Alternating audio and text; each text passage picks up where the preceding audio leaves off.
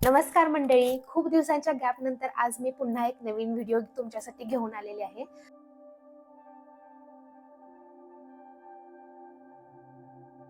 तर आयुष्याच्या वळणावर आपल्याला प्रत्येक पायरीवर वेगवेगळे अनुभव येत जातात. पण तुम्हाला माहितीये का, या अनुभवांसोबत आपल्याला आणखीन कुठली तरी गोष्ट मिळते, ती म्हणजे मिळणारी माणसं.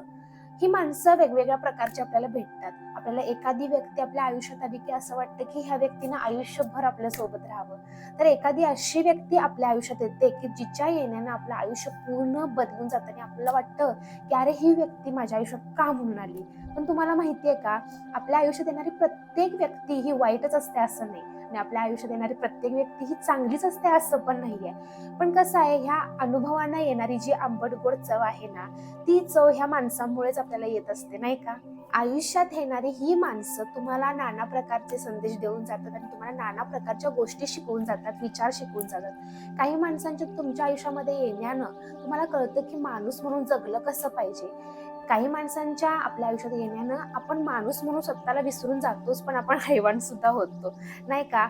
तर हे कशामुळे होतं, ती व्यक्ती आपल्याला देत असलेले निगेटिव्ह किंवा पॉझिटिव्ह वाईब्समुळे. तर आजच्या व्हिडिओमध्ये मी तुम्हाला हेच घेऊन आलेले आहे की असे काही पर्सन्स असतात, टाईप्स असतात, ज्यांच्यापासून आपल्याला थोडेसे 4 हात लांबच राहायचं आहे. मग तशा व्यक्तींचा टाईप आपण कसा ओळखावा हे मी तुम्हाला ह्या व्हिडिओमध्ये सांगणार आहे. तर मंडळी, ह्या व्हिडिओमध्ये मी 6 प्रकारची माणसं सांगणार आहे ज्यांच्यापासून तुम्हाला थोडंसं लांब राहायचं आहे.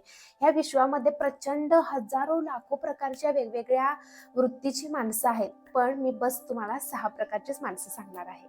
तर टाईप 1 ची व्यक्ती कशी असते बघा. ह्या व्यक्ती आहेत ना, प्रत्येक गोष्टीमध्ये निगेटिव्ह शोधत असतात. बेटा, तुमसे ना हो पाएगा.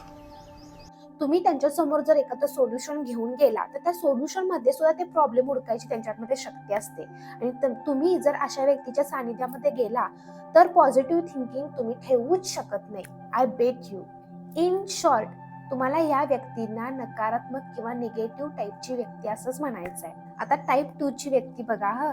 तुम्ही एखाद्या ठिकाणी गेलाय, तिथे तुमच्या ओळखीचे भरपूर जण बसलेत आणि तुम्ही त्यांना स्वतःकडची एखादी गुड न्यूज टाकली, तर त्या सगळ्या व्यक्तींमध्ये एखादी व्यक्ती अशी असते जी तुमची गुड न्यूज ऐकून स्वतःचं तोंड मात्र घाण करते.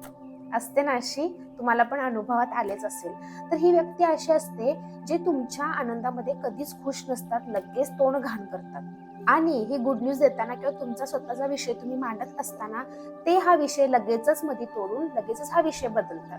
क्लिअरली सांगायचं तर हे तुमच्या उशीखालचे साप असतात.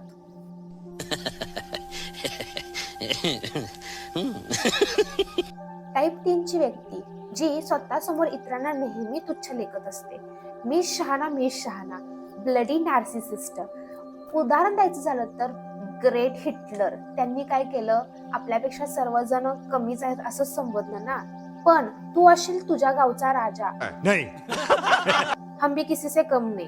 तर अशा इतरांना तुच्छ लेखणाऱ्या माणसांपासून आपल्याला 4 हात लांबच ठेवायचं आहे. तुम्ही त्यांच्यासोबत राहून त्यांच्यासारखे कधी बनाल हे तुम्हाला सुद्धा कळणार नाही. त्यांचा ॲरोगन्स तुमच्यामध्ये उतरायला वेळ लागणार नाही.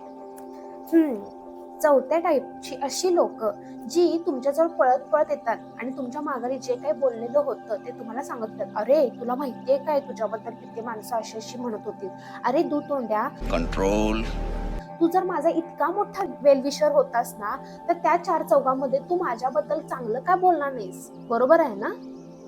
तुम्हाला अशा व्यक्तीपासून सुद्धा सावध राहायचं आहे, 4 हात लांबच राहायचं आहे. जी व्यक्ती तुम्हाला इतरांबद्दल चाड्या येऊन सांगते, ती व्यक्ती तुमच्याबद्दलच्या गोष्टी इतर लोकांना जाऊन सांगणार नाही. हे कशावरून. 5व्या टाईपची लोक ही अशी माणसं आहेत, तुम्ही कितीही चांगले राहा, कितीही चांगली कामं करा, कितीही त्यांच्या मनासारखं वागा, पण ते नेहमी तुमच्यावर डिसअपॉइंटेडच असतात. तुमचा पॉइंट ऑफ व्ह्यू समजून घेण्यामध्ये ते नेहमी मागे मागे सरकतात, तुम्हाला समजून घेत नाहीत. अशा माणसांना जर तुम्ही काही पटवून सांगायला गेलात तर तुमचीच एनर्जी वेस्ट होते. आणि बघा ना, मजेची ही गोष्ट असते की त्यांचं मत असतं की त्यांच्या मतानुसार तुम्ही सगळी कामं केली पाहिजेत.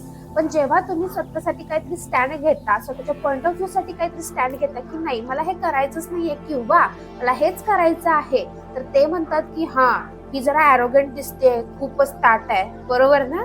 आता 6व्या प्रकारचे लोक हे लोक असे आहेत जे फक्त आणि फक्त कामाच्याच वेळी तुमची आठवण काढतात.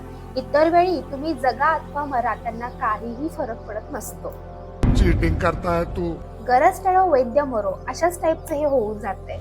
म्हणजे काय, त्यांना गरज असली की ते तुम्हाला लगेच फोन करतात, भलेही ते कित्येक वर्ष तुमच्या कॉन्टॅक्ट मध्ये असो अगर नसो. आणि त्यांचं काम झालं ना, ते नंतर तुम्हाला अजिबात विचारणार नाही. आणि मला माहिती आहे डे टू डे लाईफ मध्ये अशा प्रकारची सगळी माणसं तुम्हाला नक्कीच भेटत असतील. तर बघा, आपल्याला त्यांच्यासारखं नक्कीच व्हायचं नाहीये, पण थोडंसं अंतर ठेवलेलं केव्हाही फायद्याचं ठरेल. आणि मंडळी, म्हणूनच नेहमी तुमच्या बरोबर नकारात्मक वागणारी, तुम्हाला नेहमी तुच्छ समजणारी, तुमची गुड न्यूज ऐकून नेहमी तोंड घाण करणारी, तुमच्याजवळ येऊन चाड्या सांगणारी आणि तुम्ही कितीही चांगलं वागला तरी तुमच्यावर नाखुश असणारी आणि कामाच्या वेळेसच फक्त तुमची आठवण काढणारी माणसं आपल्याला खरोखर आपल्या आयुष्यात नको आहेत. आता बऱ्याचदा असं होतं की अशा माणसांना आपल्याला टाळता येत नाही, कारण ही आपल्या भरपूर जवळची माणसं असतात, रक्तातली सुद्धा असू शकतात.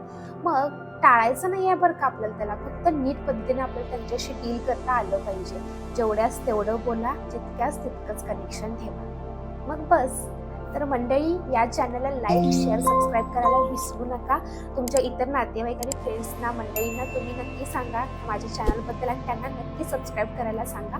या व्हिडिओला लाईक करा आणि शेअर करा. नमस्कार.